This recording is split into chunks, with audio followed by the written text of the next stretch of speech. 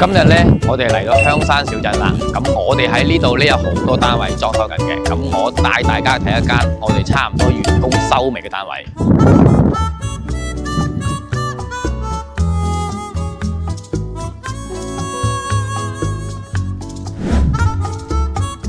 我帶大家去睇下而家我哋現場嘅情況。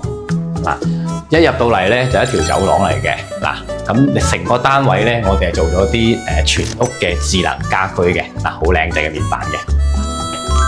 嗱，入到嚟廳呢度咧，我哋同個業主咧設計咗一個比較簡約嘅燈槽設計嘅。嗱，一睇起身咧比較舒服舒適嘅。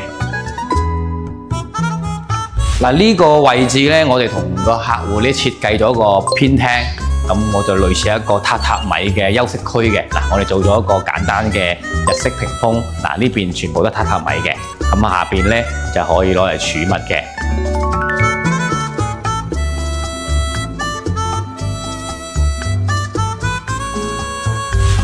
嗱，呢張台升起身之後咧，咁平時3、5知己坐喺度咧傾下偈啊，飲翻2杯都 OK 嘅。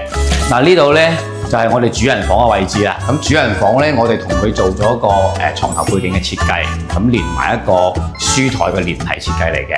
嗱，喺呢個位置係望住個江邊，哇，幾靚嗰個景觀，簡直就係寫意啊！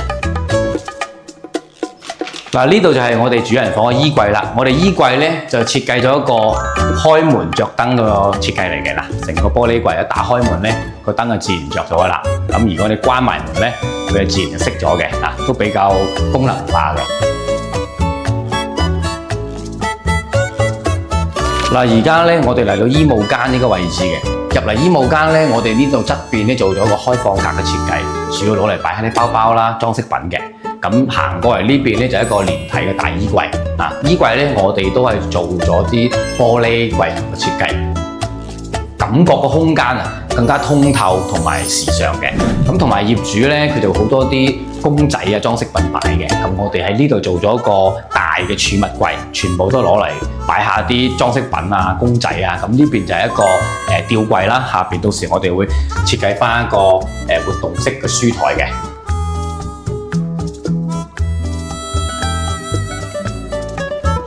嗱，而家我哋喺陽台呢個位置，喺呢個陽台望出去呢個江景，哇，真係好舒服、好寫意，成個無敵大江景。咁我哋期待下一期咧，我哋分享我哋裝修好之後咧，軟裝入牆後嘅效果。